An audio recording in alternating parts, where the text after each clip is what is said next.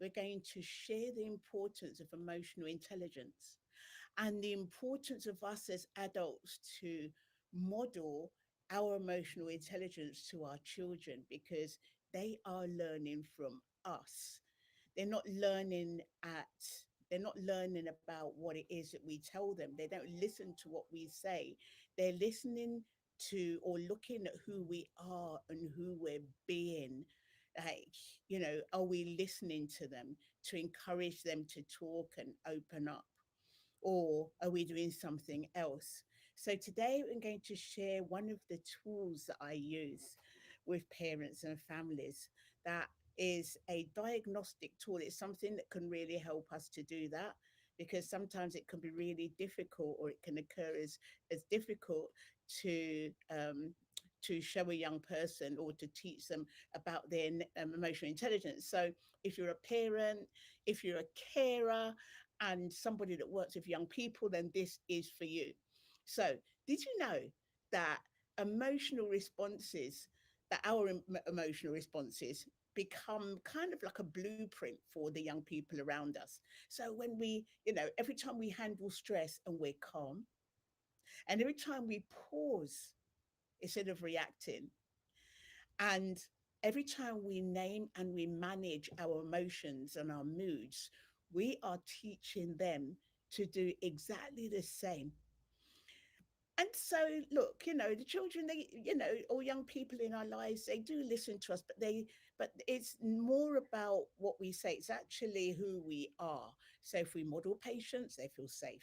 If we model listening, they open up like a flower. And if we model self awareness, because self awareness of our own moods and emotions, that's the first part of emotional intelligence, then they themselves, they begin to understand their own feelings as well. So I want to be clear here. Emotional intelligence isn't about being perfect. It's just about being present and reflecting and real instead of trying to hide things and pretend that things aren't happening and that we're one mood and really another. So uh, one really great thing that I've learned is just to stop and take a breath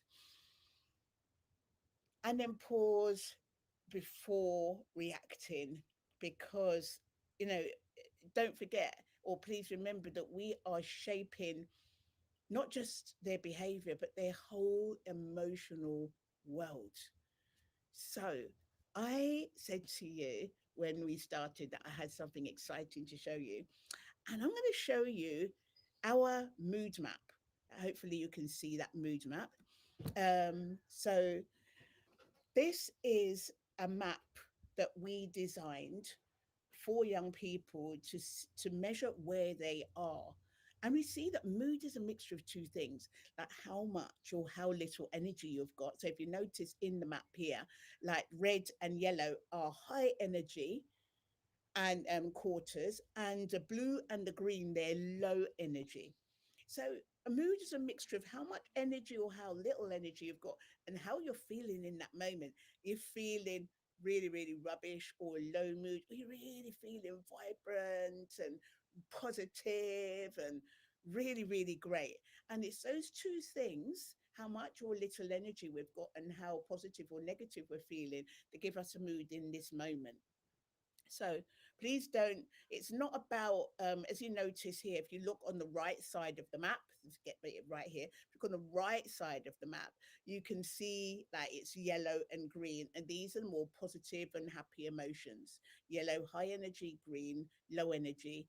They're positive. And if you look at the left side of the map, you see they're more negative emotions, that we've got the red at the top, those are the high energy, anger, and low energy, which is feeling sad and lonely and bored, low energy at the bottom. And it doesn't mean that low energy is bad, because each part of this mood map, there's an advantage because there's things that you can do in each of the quarters that you can't in the other. And let's face it, if you're in the yellow and the green all the time, wouldn't that just be annoying?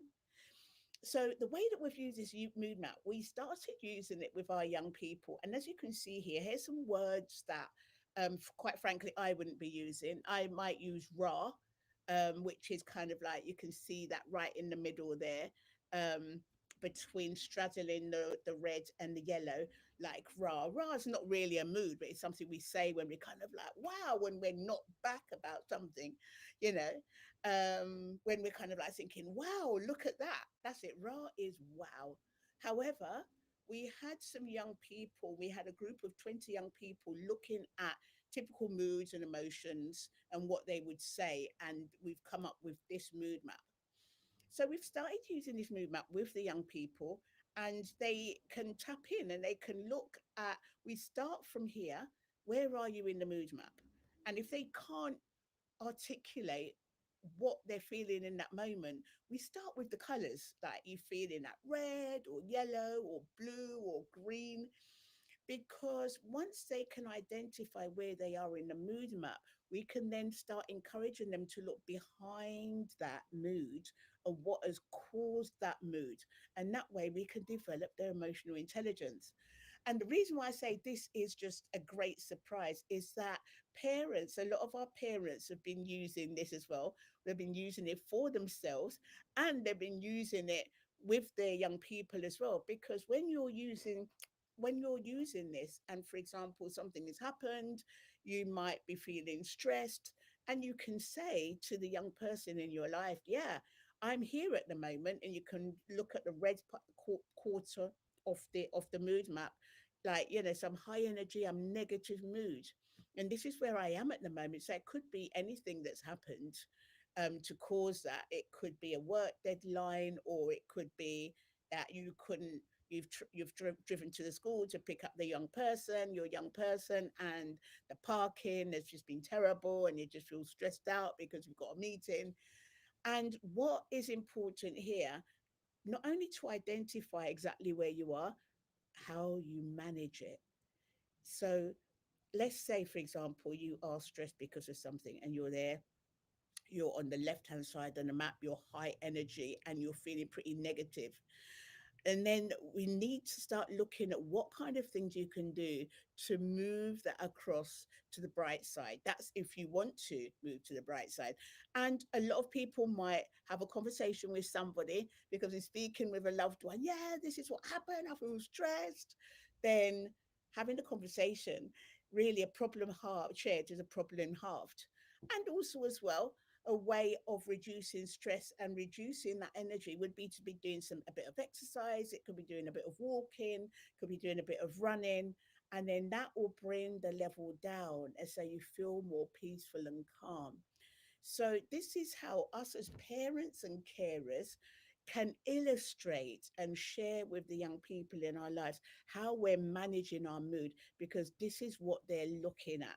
They're looking at how we manage it. And I've had many parents say to me, oh, I can see now that my child, she's 15 years old, and she's acting around when she's stressed out in the same way that I did, and it's not good. And that's their own self-assessment. So, a way of mitigating this and really empowering the young person, because when we're giving them tools to manage their own emotional intelligence, and a good start to that is to know their moods and know how to manage their moods. And then they can take that further and then look at moods in people around them and how to manage people around them.